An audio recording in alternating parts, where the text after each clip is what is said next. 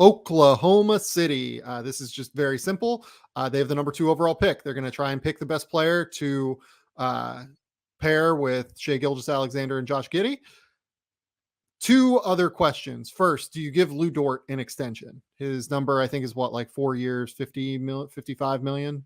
If he's willing to take it, yes. Okay. I think I agree for what it's worth. I think that's a good number for him. I like Lou Dort a lot. Like, there are numbers that would cause me problems, but they're not the allowable extensions because those rules are still broken. Yeah, I agree. He's just a monster defender in a way that's going to translate to the playoffs and has translated to the playoffs in some level already when he was a rookie for this Oklahoma City team. Number 2, they have the ability here before free agency starts and after free agency starts, frankly, to take on a large amount of money in a trade, much like they did last year with the Al Horford, Kemba Walker deal. Do they look to do that in order to gain additional assets? They do, mostly because if they don't, Sam Presti's trade deadline will make 0 sense. And so actually, just as a point of clarification, they pretty much have to do something before the league year turns over if they're going to, because as I have it preliminarily, Oklahoma City is over the cap for next year. And part of that's because they have all these first round picks. There are other things they could do. So the way that works is not every player is trade eligible right now. If you're a pending free agent or a number of other things, then you're not. But there are a lot of different things that Oklahoma City could do in the near term to make a deal happen. And so whether that's taking on a player for a future draft pick or a present draft pick or an upgrade or something like that, they can do it. But also, while I said OKC, I have them projected as over the cap for next year, they're not even close to the tax. So they could do any number of things. And depending on how far ownership is willing to spend, they'd be totally fine. So if you're Oklahoma City, the name that like just makes sense and like screams out to me is Tobias Harris, right? Like taking on that money, helping Philadelphia in getting all sorts of draft capital back from Philadelphia, right?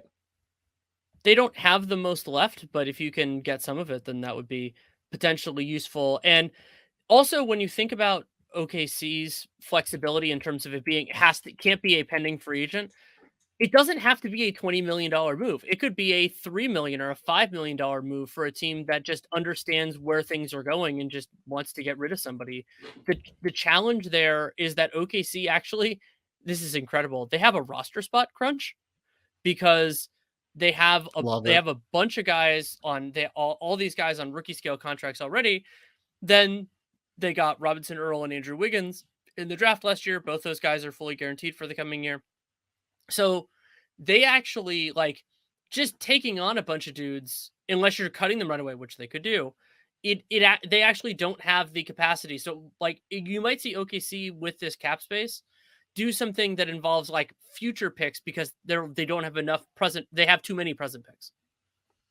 Yeah, agree. And the other name that like jumped off the page to me was this could be an interesting landing spot for Duncan Robinson, Sure. right?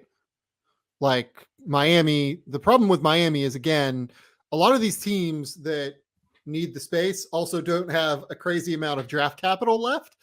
Miami, I believe, does have a couple of future picks, right? I mean, here's the question. I can give you another one if you want. Smaller name. Yeah. Do it. Rashaan Holmes. So Sacramento, yeah. they're probably going to be fine relative to the tax, but Rashaan Holmes is exactly the right level of player who can help Oklahoma City but not fundamentally change their future. So it's like he makes you better. He gives you pieces to evaluate. And if you, let's say they end up with Chet, then you can play Chet at either spot. It's going to work out. And there isn't a center for me personally on OKC's team right now that I love as their like tentpole kind of guy. And so absolutely not. Yeah. I could see something like that with Holmgren if he ends up being the pick, is like bridging the gap. Holmes isn't making so much money that and there are a bunch of Rashaan Holmes level players all around the league on teams that could use a little bit more flexibility or don't need that player in particular. Like Phoenix is, I mean, even though James Jones is the guy who paid him, could potentially be looking for a home for Landry Shamet. They could be looking for a home for Dario Saric, both. Like those sorts of things, like that wouldn't be the worst thing for OKC to have Landry Shamet in their mix. And Sharch actually would help them a lot too. So like and that's just a couple of teams. You could go through like a number of them that would love to have 10 million fewer on their books for next year. Do you have a favorite one of those? It'll depend a little bit on how desperate they are to give up the player, but probably Tobias Harris, because the other thing that Daryl Morey would love about a Tobias Harris trade is that it creates a trade exception. And that you can do a lot of different, like a trade exception. It might not be the full value because he might need to send a little back or something like that. You can, as the Sixers, you could do a lot with that. Basically it becomes in a way like another mid-level exception. And so it's not just we get off his money, it's we get off his money. But if we want to spend 10, 15 million of that, cool, we could do that too. The other name that just immediately comes up is Russell Westbrook, because they could send back, I think, Derek Favors and get that money pretty close, right? I don't think the Lakers. So there are two things there. One, I don't think the Lakers have the assets to kind of make that reasonable even though he's only a 1-year contract. The other part of it is, and this goes back to we brought up D'Angelo Russell, and kind of like the Warriors did this thing when they lost Kevin Durant, that they brought back D'Angelo Russell, probably in part because they thought he could play for them, but also in part because they didn't want to lose the salary slot. And so for the Lakers, right, if they trade Russell Westbrook for Derek Favors, they don't have another way to add that level of player. I guess you would generate a trade exception, but like that's really hard because they're hard. Like it would be possible, but it would be difficult. And so I would rather, trade Russell Westbrook for somebody, as weird as this sounds, making more money, just because it makes the roster make more sense. I really like the Rashaan Holmes idea. I'm skeptical that Sacramento would give him away. I mean, they did just draft. I mean, they did just trade for Domantas Sabonis, and there were complicated circumstances off the court, but it seemed like the intention was to start Sabonis and not start Holmes. If you're not going to start Rashaan Holmes, you shouldn't be paying him that kind of money. No, I agree. Like I actually really like that fit for Oklahoma City, because it is a great fit with Chet, particularly. Mm-hmm. Like that is a thing that makes a lot of sense in my mind. Rashaan Holmes, rim running toward the basket constantly, Chet popping.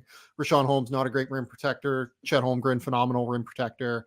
Like that is a first developmental landing spot for Chet. Makes a lot of sense to me. Also would work with Jabari Smith for a number of the same reasons. Jabari rotating over from the weak side, like you can make that work to a very high level. Yeah, that's interesting. I wonder if Denver also stands out as like an interesting one. Just being able to dump like, a smaller deal, essentially. Like I wonder if they would consider, but like they still need Will Barton, I guess. They still need Monte Morris too. They still need Monte Morris, so maybe not. I'm just trying to think of teams that like, oh, maybe they don't want to pay this crazy amount of money. Like Steve Ballmer seems willing to pay whatever the fuck it takes for that team, but like the Clippers have weird dollar figures on their books. Here's one question. If they moved Eric Bledsoe into this, would Portland generate a $19 million trade exception? They would not, because the way it works is you only get it for the guaranteed portion. That's basically what counts. So they would only generate the smaller one, unless they fully guaranteed Eric Bledsoe. Oh, you mean if it happened this league year?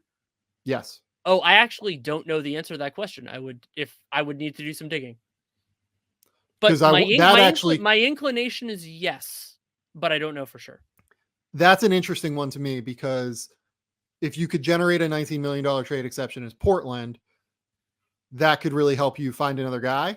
And it then extends out the Eric Bledsoe window a little bit, where you don't have to make the decision now. You can make it a little bit later on. Well, I'll note that they do also still have a $20 million trade exception from the CJ deal. So it might not be as pressing, but it's an interesting idea for sure. But they might want a couple of them, to be honest, because like if they're going to try and compete with Dame now, they need dudes at the end of the day. They absolutely do. Really going to need dudes.